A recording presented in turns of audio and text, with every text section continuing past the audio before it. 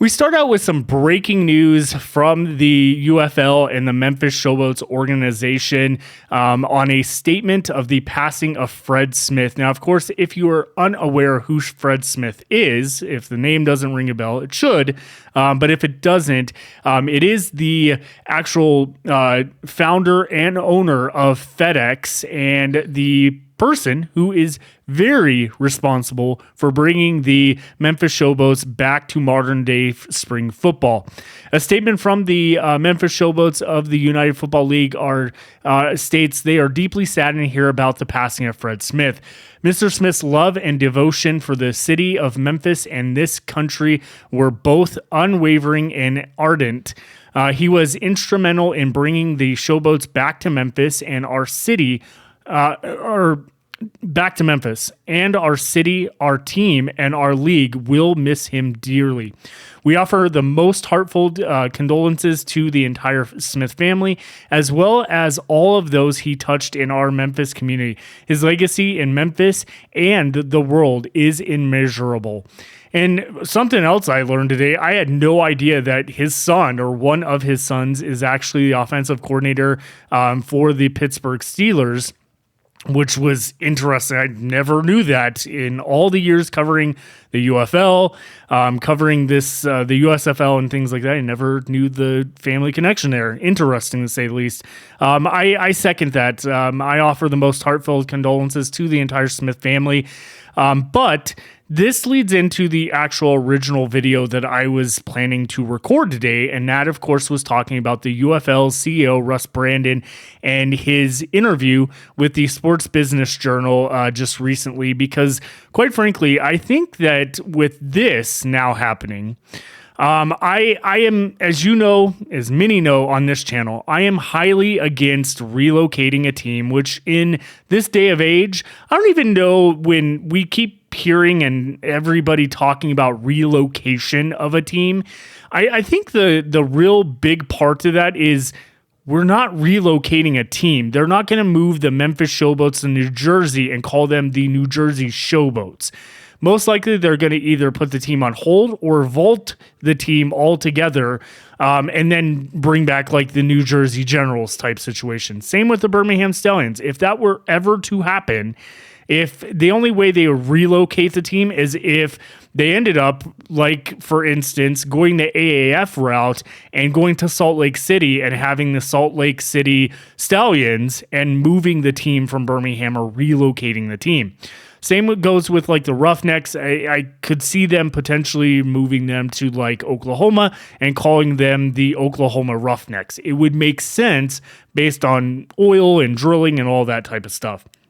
But I don't think, based on what UFL CEO Russ Brandon said with Sports Business Journal, it kind of reflects that in a way. And he does say that anything is on the table for the 2026 season, but it does actually, to the first time in all this whole situation with USFL News Hub, Mike Mitchell, and all these rumors that have gone around about relocation and all this type of stuff, I will tell you right now, this may be the first time with the passing of Fred Smith that I can tell you may be the end of the road and end of the line for the Memphis Showboats, because that's who they were expecting to own the Memphis Showboats was Fred Smith. Now, we have no idea. I would highly doubt it, but you never know in someone's like financials and things like that when they pass away with their will,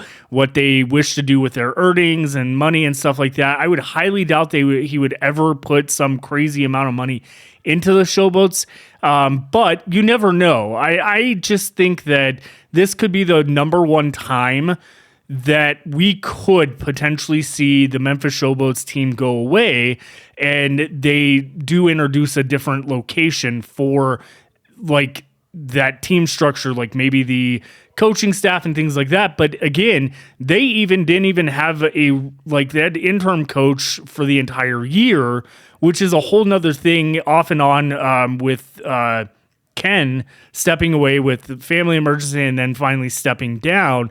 this could be the number one place where Memphis is on that cutting block. But let's talk about that article here with the Sports Business Journal and talk about what this is. So this is by Ben Fischer, UFL CEO. Everything is on the table during the offseason. And I'll tell you, as we go through this article, I'll talk a little bit more and give my opinion. But there's a statement at the very end of this article that I think raises the key that despite the fact they say anything is on the table, I don't think they are planning on getting rid of any of the 8 franchises, and we'll talk about that. So coming off the second season that saw both in-stadium and TV audiences declining, leaders of the UFL will evaluate everything about the league's operation and strategy in the coming offseason, said CEO and President Russ. Now, we kind of saw a little bit of this message, I will say, during the UFL Championship press conference. So that's a little bit of interesting part there. But that includes, and this is an interesting one that we've talked about, that includes when the season starts. This year and last year, the league kicked off on March 28th, earlier than the predecessor of USFL's April start, but later than the predecessor league XFL's tactic of launching immediately after the Super Bowl in mid-February. Everything is on the table, Brandon told Sports Business Journal. We are holistically looking at everything, and the season start date is on the table for review. Keep in mind, we are looking at everything, but the season start date is on the table for review, which is a big part of this. Despite the decline in TV viewership, last weekend's championship game also was much lower. The UFL's audience on Fox, FS1, ESPN, ESPN2, and ABC still compares favorable to most other spring sports, Brandon said. The big problem is live attendance, which was down year over year in 7 of the 8 markets. Detroit was the exception. I will say, too, I feel like Arlington still should be an exception here when they only lost 700 fans overall. When it comes to the overall perspective, I think it was about 700 to 900 fans over the entire season. That's not that big of a drop when you consider 5 games on average was about, give or take, 150 to 200 people a game. It's not big of a drop. It's still down compared to Detroit, but it is what it is. It's interestingly clear the UFL's 8 markets are a collection of haves and have-nots, with those that were inherited from the XFL, St. Louis, DC, Arlington, San Antonio, generally showing more business traction than the ones brought over from the USFL, Detroit, Birmingham, and Memphis. Houston, which had a team in prior leagues, is also struggling. Brandon declined to discuss potential changes to cities in the single entity league, only repeating that everything was on the table, pointing to a very real sustainable fan base. Of course, they keep going back to this, and I talked about this the last couple weeks. A real sustainable fan base in St. Louis have fostered. Brandon said, we're looking to replicate that in every market. But again, they've got to be careful with the St. Louis market, as I've talked about, because again, as we know, with the USFL in 2022 and having too much football in one market, just like they did with the St. Louis market this year, I think cost the league quite a bit of attendance. Plus, there was so much other things going on in St. Louis this year. I mean, we also had a very devastating that St. Louis is still trying to recover from, a tornado that ripped through the city. And a lot of people lost their homes. I believe a few people lost their lives as well. And it's a very tough situation. But in that, still framed, there was still a lot of other events going on, despite the fact that tornado near the end of the season. There was a lot of other events. The St. Louis Blues made the playoffs. They were going head-to-head with the Battlehawks in most games they played. The Cardinals, despite the fact lower attendance happening at the St. Louis Cardinal games, that's another factor as well.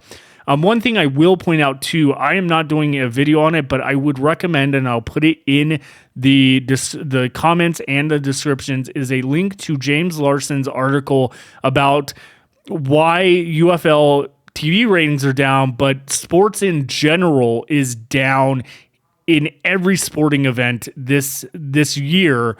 And he goes into a pretty good article about that. I'll post it, but it kind of piggybacks off this whole thing.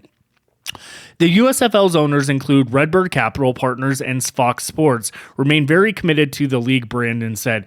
The UFL continues to rely on its owners for various business services and broadcast window priority as it tries to build revenue, citing 8 new league level sponsors and 27 new deals from clubs completed this year, which we talked about that near the start of the season of how much different league level sponsorships and different like deals that teams did. Absolutely amazing. They did great on that. We saw uptaking in that this year. And then also plus a series of local flag clinics being executed in the off season. Brandon said there's been good business progress for a young league, even if ticket sales didn't go in the right direction. The UFL believes its biggest strength is football operations. That includes the quality of play and competitiveness of the games, Brandon said. But it also includes coaches and support staff in the high-quality league headquarters in Arlington, Texas, and a good relationship with its players' union, which didn't technically start till, the fourth week of the season? We'll just note that right there. 6 video directors from the UFL have been hired by NFL teams, Brandon noted. It is a strength of our league, and we need the business side to mirror that, Brandon said. The bottom line is we need more people in the stands in most of our markets, and that's our focus. Again, rereading that for the people in the back. Bottom line is we need more people in the stands in most of our markets, and that's our focus. To me, that is indicating that they are staying in their markets and they are looking to focus directly on that, which I swear they were doing that last year going into 2025. But hey, I'm not the one to criticize the league on that. I think we all have done that over the year or whatnot. But again, when you get down to the main factor of everything with the league, I do think with the passing of Fred Smith, to me, that is a huge red flag for Memphis Showboats in potentially staying in this league. Again, this was the person, the man that brought the team in, and we had talked for years now about how he was originally or supposedly going to be buying the Memphis Showboats from the UFL when the time was right. And we talked about how I thought that's why that market would stay. Well, now that kind of actually, in my opinion, is up for debate. I just think that with what Russ Brandon said there, with the bottom line is we need more people in, and I'm going to say it again, more people in the stands in most of our markets, and that's our focus. I think that should be noted very well to the fact. But let me know in the comments what you think about this. Do you think that with Fred Smith passing away, his support, I'm 100% sure he was providing some kind of stipend to the UFL in relation to the Memphis Showboats staying in Memphis, from my understanding, going back to the USFL in 2023. We've talked about that on the show as well. But definitely, I would keep an eye on this. I think this is huge, but let me know in the comments what you think about this on this wonderful Sunday afternoon. It's Sunday, June 22nd. We have just entered summer. So let me know what you think, and we'll be keeping an eye on many of UFL news, including we'll be doing a video most likely tomorrow-ish talking about UFL to NFL news, and we'll talk about that and more coming up this week. We'll see you back here on the flip side. Have a great one, everyone.